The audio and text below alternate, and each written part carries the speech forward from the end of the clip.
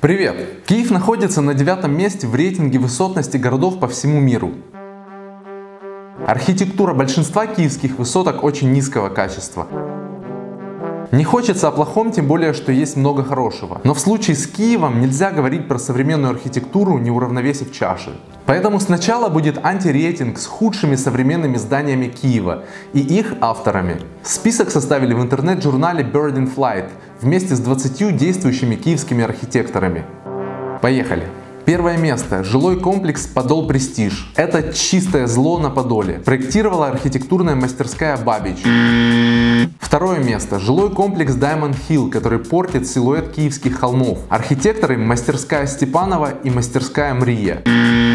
Третье место. Бизнес-центр Карнеги с башней по проекту Сергея Бабушкина, Андрея Мазура и Архитектурного союза. Четвертое место. Жилой комплекс на Грушевского 9А, который тоже портит киевские холмы. Авторы проекта все те же персонажи: Сергей Бабушкин и Архитектурный союз. Дальше. Жилой комплекс Подол Плаза и его архитекторы Игорь Серкин, Александр Цвели, Наталья Орел и О.Ю. Швиденко. Позорный жилой комплекс Элегант. Архинжпроект проектировал эту жесть. Бизнес-центр Гефест по проекту Гефеста. Жилой комплекс Поздняки 4А, архитекторы Игорь Авдеев. Клубный дом Липська вежа, архитектор опять же Бабушкин и Архитектурный союз. Бизнес-центр Европа Плаза или дом с полюцией. Проектировали его Юрий Серегин, Анатолий Тащенко, Анатолий Гудыменко, Ирина Никитина, Татьяна Малеванная, Андрей Жубинский. Бизнес-центры Парус и Гулливер по проекту Татьяны Григоровой и опять же Бабушкина и его союза. Здание Проминвестбанка, опять Бабушкин, еще осталось немного.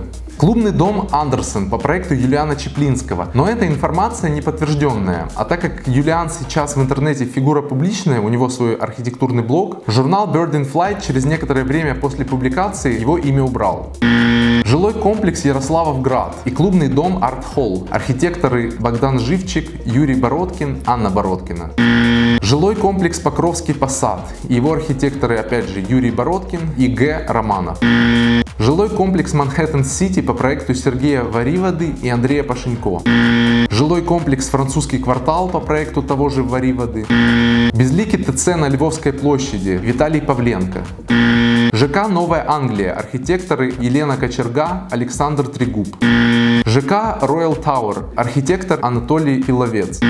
И последний пункт антирейтинга – бизнес-центр в Десятинном переулке. Архитекторов узнать не удалось, а застройщик Интеграл Буд. Фу, хватит! Это далеко не все, что есть, но уже дает представление о проблемных местах. Перед тем, как перейти к хорошим примерам киевской современной архитектуры, хочу поделиться находкой. Сейчас на YouTube не так много каналов, связанных с современной архитектурой. Архиблог Анны Мартовицкой – это канал с регулярными выпусками про современную архитектуру на профессиональном уровне, так как Анна – главный редактор архитектурного журнала Speech. На канале она показывает изнутри и снаружи свежие здания в России и делает обзоры на архитектурные книги. Благодаря ее обзору у меня наконец-то появилась книга «Язык шаблонов» Кристофера Александра. Ссылка на архиблог Анны в описании под роликом. А теперь положительная сторона современной архитектуры Киева.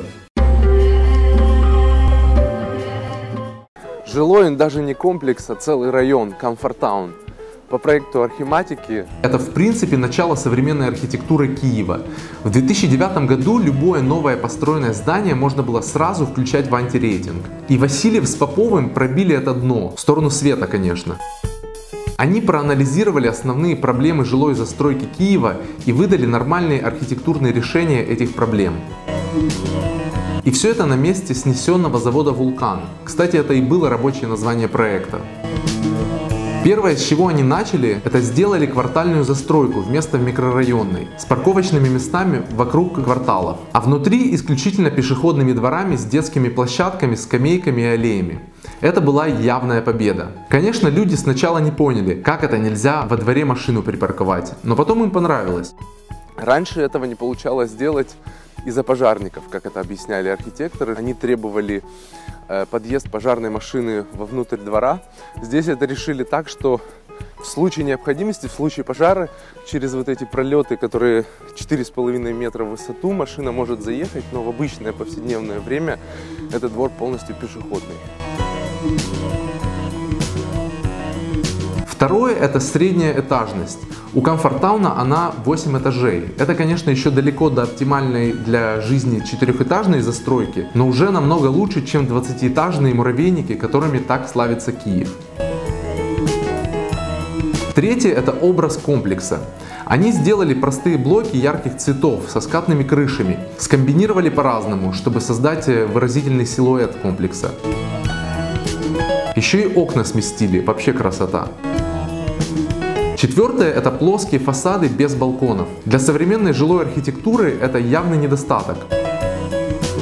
Но в то время Киев болел остеклением балконов. Кстати, вроде так и не вылечился. То есть практически каждый владелец балкона считал своим долгом его застеклить в индивидуальном порядке. В итоге такие дома выглядели слишком творчески. В общем, Архиматика решила вопрос радикально. Они просто не сделали нависающих балконов, только французские и лоджии. И сами же их застеклили.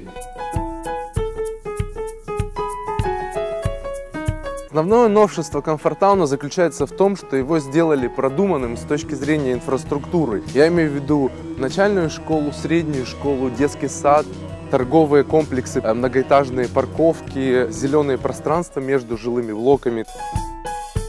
В общем, все, чтобы можно было жить на окраине Киева и не выезжать в центр. Все эти пункты сегодня звучат просто и логично. Кажется, что ведь так и должно быть. Хотя нет, должно быть даже лучше. Материалы не должны быть такими дешевыми. Для кондиционеров должны быть хотя бы стандартные короба. С парковкой надо разобраться. Но здесь важно учитывать контекст. Как раз в это время я работал в Архиматике. И как раз на этом проекте, хотя и в глубоком подмастерье. Так вот, за каждое такое логичное решение Васильев бился в кровь. С инвесторами, с пожарниками, конструкторами, прорабами. Архитектура тогда была на другом уровне, причем в основном в умах людей. Этим проектом Архиматика смогла перевоспитать целый микрорайон. Теперь у них там комьюнити, они решают вопросы. Вон добились приостановки работы деревообрабатывающего завода рядом, чтобы не дышать его формальдегидом. Установили забор вокруг, чтобы кто попало не шлялся, что, кстати, противоречит изначально задуманным принципам открытости. Да и судя по этому видео, если кто-то захочет сюда залезть, он залезет, как эти два медвежатника, даже с охранником договорились. А остановил их не забор, а бдительные крепкие жильцы. Из прикольного еще тепловой пункт, замаскированный под мельницу, чердаки, которые отдали жильцам вместо ЖЭКа, ну и, конечно, гимназия А+. Это современная школа. Опять же, для выразительности силуэта использована игра наклонами поверхности скатной крыши, уже свободнее, чем у жилых блоков. Конечно, можно было под эту крышу подстроить и верхний ряд окон, но это я уже многого хочу. Для современной архитектуры Киева Комфорттаун — это переломный момент.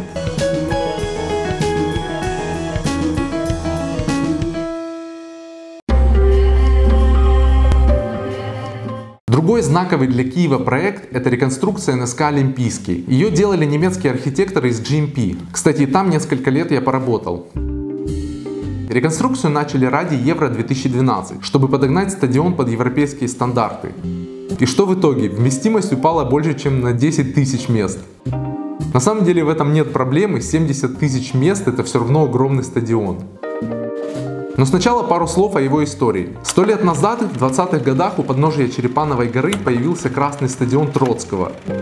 2 из 4 трибун были сделаны просто на склоне Черепановой горы. 2 другие построили из обломков зданий, просто засыпали их землей. Позже стадион повернули на 90 градусов, а в 1935 году Михаил Гречина выиграл конкурс на прокачку комплекса. Его расширили до 50 тысяч мест, и в таком виде он уже отдаленно напоминал сегодняшний НСК.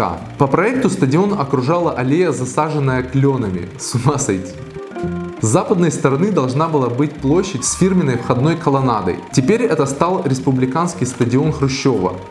Второе открытие стадиона планировалось на 22 июня 1941 года, одновременно с матчем киевского «Динамо» против московского ЦДК. Но в этот день началась война. После освобождения Киева стадион был полуразрушен из-за случайных попаданий снарядов. Его восстановили и торжественно открыли в 1944 году. В день открытия состоялся матч между теми же 2 командами, которые должны были играть в 1941. Только из 22 динамовцев того состава осталось только 2 человека.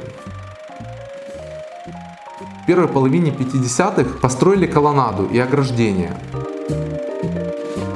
Во второй половине 60-х появился второй ярус трибун на двухконсольных изящных ригелях из преднапряженного железобетона. Теперь здесь могло вместиться 100 тысяч зрителей. Третий капремонт начался к Олимпиаде 80-го года. Помимо технического усовершенствования установили чашу для олимпийского огня, увеличили мачты освещения в 2 раза и построили крутой трамплин, который держала вантовая конструкция.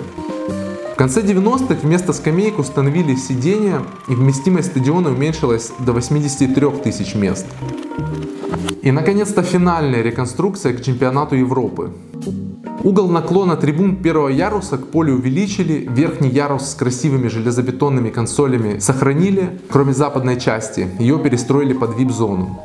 Всю эту изящную бетонную конструкцию окружили стеклянным фасадом на 80 металлических, белых и по-своему тоже изящных колоннах.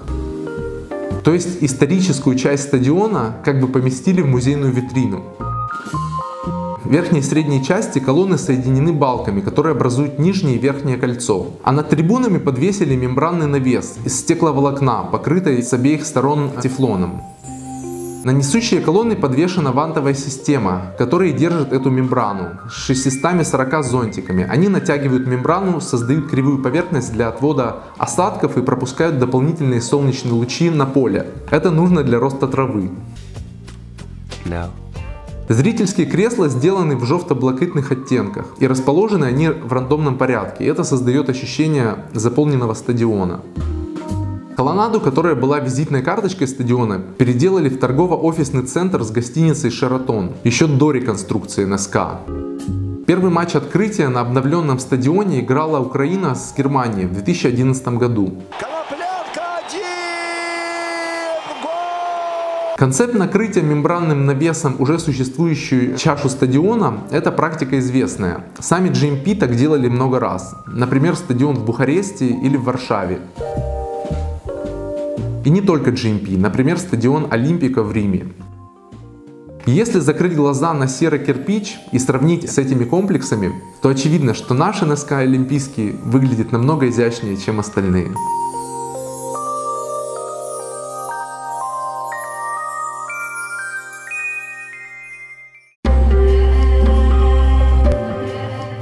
Свежий проект Олега Дроздова, который вызвал немало возгораний. И театр на Подоле, который находится на Андреевском спуске. Да. Жуткий, на мой взгляд, вот эта архитектура. Это реконструкция недостроя, который был заморожен в 90-х годах. Шоколадная фабрика экс-президента Рошен дала деньги на то, чтобы его закончить. Его особая крутость в том, что он первым спровоцировал широкое обсуждение архитектуры в украинском обществе. Оказалось, что у нас так много специалистов по интеграции современных зданий в исторический контекст. Выбивается из архитектуры Андреевского спуска. Где же они были, когда Подол престижно надстраивали? Они возмущались, типа не вписывается театр. Выбивается. Делали фотожабы.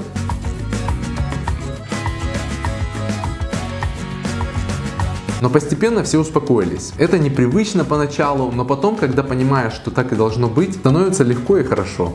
Потому что это и есть современная архитектура, какой она и должна быть. Без пенопластового барокко, без фейка. По первоначальному проекту это был театр-дворец. Дроздов сделал из него, как он сам говорит, место для каждого, что, кстати, стало девизом театра. В законченном варианте дворец должен был имитировать старину, то есть быть фальшивкой. Дроздов сделал настоящий современный комплекс и использовал настоящий элемент старины. Камень на фасаде — это аутентичный желтый киевский кирпич. Его взяли из снесенных зданий и каждый камень отреставрировали. Космос. Ниши сделаны для афиш представлений. В объемном решении фасад формирует объем, который продолжает ступенчатую структуру купеческих домов Андреевского спуска. Большую часть черного объема над фасадом занимают колосники. Это верхняя часть сцены, откуда спускают занавес и декорации. Они остались от первоначального проекта. Снаружи этот объем облицован темным фальцевым металлом, так, чтобы слиться с тоном холма и на контрасте с фасадом отойти вглубь. По идее, металл должен был со временем позеленеть. План нового здания вписали в тот же участок, что был у старого. Все технические, административные помещения организованы вверх вокруг сцены. И теперь жизнь работников театра устроена вертикально. Они бегают вверх-вниз по разным этажам. Благодаря технической начинке театра можно обходиться без материальных декораций, так как есть проекционные экраны, где можно прокручивать видео и голограммы. Есть машины, генерирующие дым, туман, ветер, снег, дождь и запах. Сам Дроздов говорит, что основная идея этого всего проекта была превратить театр из дворца в место для всех. Этому способствует и вот такое открытое фойе, которое находится даже на уровень ниже, чем тротуар. Можно увидеть, что происходит внутри, если захочется просто зайти. Пространство главного фойе, оно находится прямо над главной сценой. Скос над главными дверьми – это ряды зрительских мест. А из этого фойе уже ведут лестницы в главный зал с двух сторон. Театр на Подоле будет красивый? Он очень красивый уже, Дима.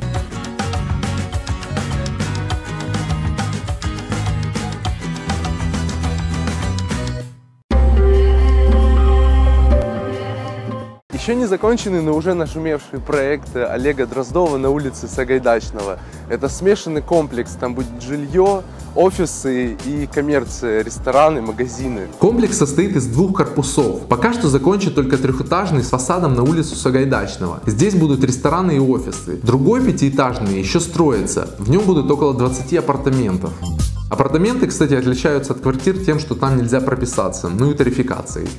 На уровне второго этажа есть патио. К нему подключены все функциональные зоны комплекса. Трехэтажная часть скрывает пятиэтажный корпус, который отодвинут от пешеходной улицы так, что последний этаж почти не будет виден с Сагайдачного, а из его окон открывается вид на Андреевскую церковь и холмы. Визуальная тема фасада – это перфорированная кирпичная кладка с регулярной сеткой окон. Это внешний слой, а за ним совершенно другая свободная планировка. Есть еще второй прозрачный слой, через который вечером будет видно внутреннюю жизнь дома. Архитектурный сценарий комплекса гибкий, все проемы первого этажа могут быть входами. Основные пространства адаптивны к любой функции. Здесь будут предприятия современного типа, например, кафе, не имеющее четких границ. Это коммерческая недвижимость, в которой будет высокий уровень доверия к посетителю. На третьем этаже будут рабочие места, также в современном их понимании. Там есть галерея, открытое перетекающее пространство, которое можно конфигурировать по-разному, и амфитеатр для публичных мероприятий. Квартиры в многофункциональном комплексе с апартаментами Сага уже раскуплены, даже несмотря на то, что он еще не достроен.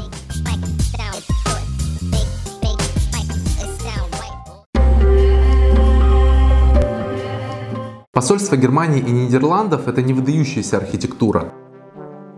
Это спокойные проекты, при желании можно даже задать вопросы к объемному решению голландского посольства и к фасаду немецкого.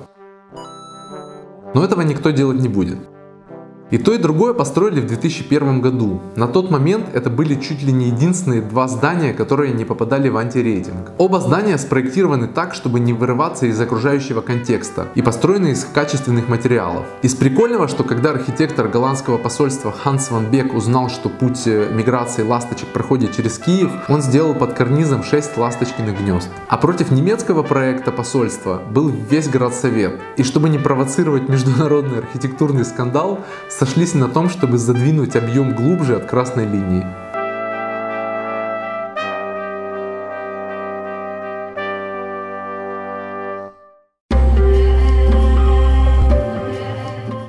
Легендарная тарелка на Лебедской. Комплекс проектирован Флорианом Юрьевым. Изначально он задумывался как светомузыкальный театр, но позже руководство решило разместить там Украинский институт научно-технической экспертизы и информации.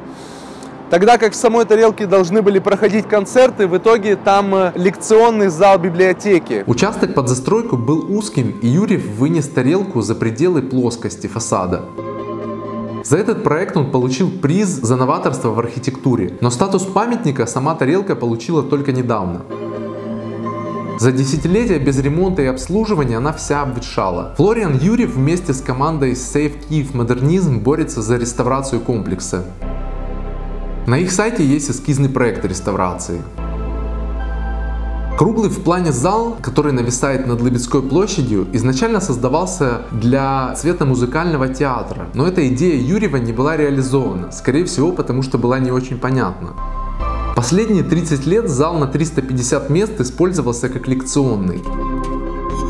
Говорят чуть ли не об идеальной акустике зала, но как это можно узнать, если в нем никогда не проводились концерты, непонятно. Также проблемно то, что в саму тарелку не проведены коммуникации, ни водопровод, ни канализация. Несколько лет назад на месте бывшего хладокомбината построили огромную Ocean Plaza. Кстати, построило то же бюро, что и Comfort Town, Архиматика. Сейчас институт информации зажимают с 4 сторон. Со стороны дороги места и так было мало, так что пришлось тарелку над остановкой подвесить. На севере огромная Ocean Plaza. На юге строят самый высокий в Европе православный храм. Прямо позади тарелки уже подпирает еще один торговый комплекс.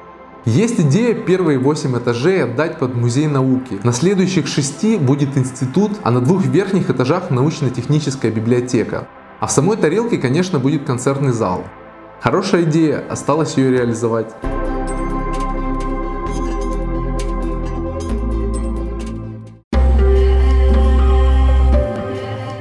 Только-только село солнце, и поэтому я нахожусь на Байковом кладбище.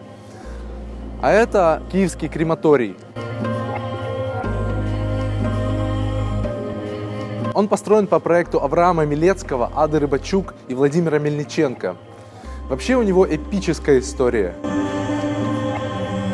В конце 60-х годов архитектор Милецкий занялся проектом крематория на Байковом кладбище. К работе он привлек 2 художников – Рыбачук и Мельниченко. Их задумка была в том, чтобы сделать комплекс не как функциональный объект, а как терапевтическая среды. Они придумали парк открытого колумбария. В самом его центре скульптурные формы залов прощания. В них проходит прощание с покойными. Вся композиция состоит из 17 выгнутых оболочек. Их геометрия абсолютно поэтична и никак не ассоциируется с процессом кремации. На закате, когда красивые скульптурные ворота открыты, солнечные лучи проходят вглубь зала. Сам крематорий с печами находится в стороне, под землей. После церемонии прощания гроб на лифте опускают в 80-метровый тоннель и отвозят на кремацию. Вот там видно, как коптит печка. Обычно происходит 20-30 кремаций в день, но сейчас из-за ковида работы у нее прибавилось. Самая драматическая часть истории этого комплекса касается стены памяти. По идее, к залам прощания нужно было идти вдоль нее, а потом подниматься по лестнице, которую, кстати, так и не построили. Рыбачук и Мельниченко работали над рельефом стены больше 10 лет. В барельефах они создали образы женщины-хранительницы, женщины-дождя, Икара и Прометея, Весны, Радуги и других трансцендентных персонажей.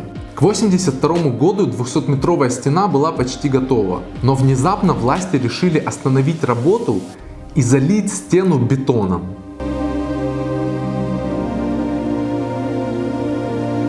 Однозначного объяснения этому решению нет. Говорят и о конфликте художников с архитектором Милецким, и о политическом недовольстве местных властей. В 2018 на фестивале Kyiv Art Week художники восстановили небольшой фрагмент.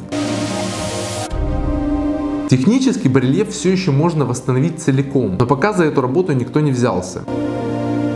6 квадратных метров очищенного фрагмента – это часть композиции «Оборона Родины». Фигура женщины говорит в горн о начале войны. Когда-то эту стену откроют, и это будет круто. Но даже сейчас, когда вся эта композиция скрыта за слоем бетона, но ты знаешь, что она там есть, в этом тоже есть своя интрига и загадочность, которая усиливает атмосферу этого места.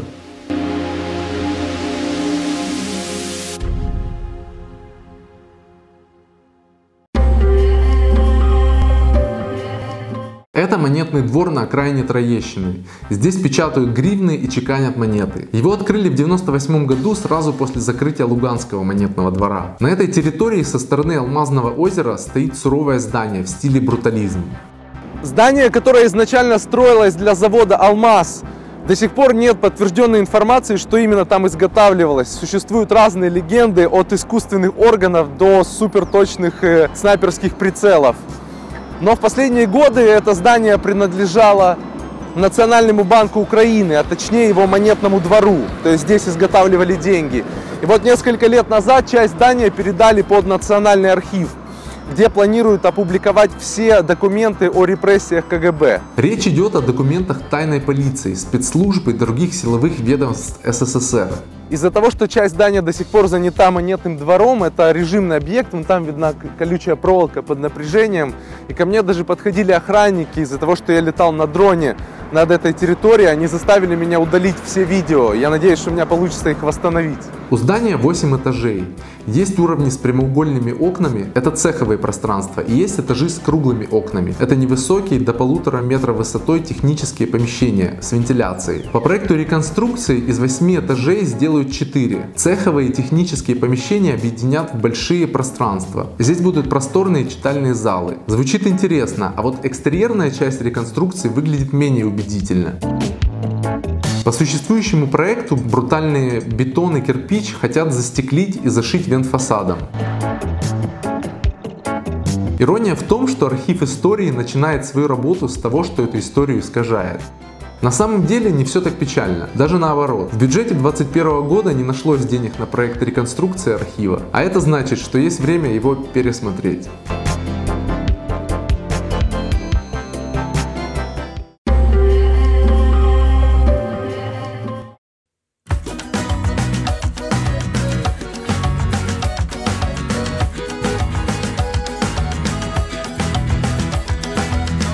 Кей-поп-группа NST Unit U. У этого видео, в отличие от моего, скоро будет 150 миллионов просмотров. К чему это? К тому, что клип свой они снимали в Киеве, и про одну из их локаций есть что сказать. Это бывший автобусный парк номер 7 на Дарнице. Его построили в 1973 году по проекту Зинкевича. Автопарк обслуживал 400 автобусов на городских, междугородних и международных маршрутах. Во время аварии на Чернобыльской АЭС 70 автобусов из этого депо эвакуировали жителей Припяти.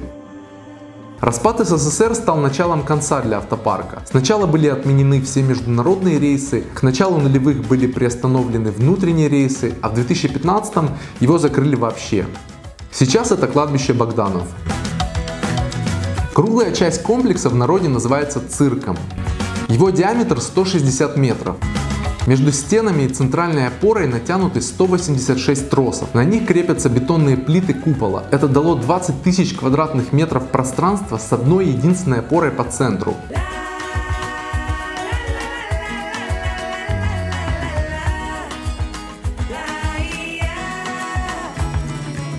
Фасад сделан из стеклянных трубок, через которые проходит свет вовнутрь.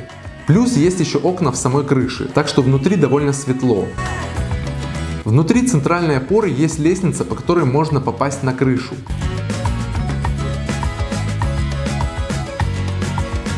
Здесь уже растут деревья. На макушке купола видна верхняя часть вытяжки, через нее выходили выхлопные газы.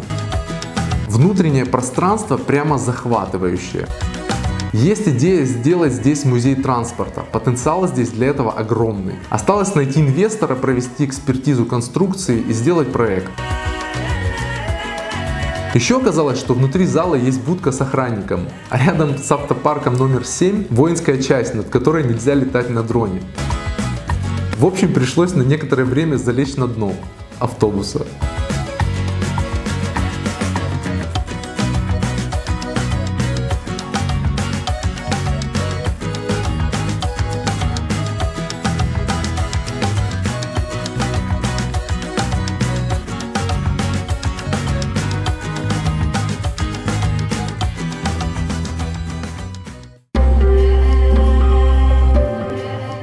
Много недостроенных железобетонных скелетов стоят по Киеву, и пока не было прецедентов сноса хотя бы одного из них. А снести здесь надо много что.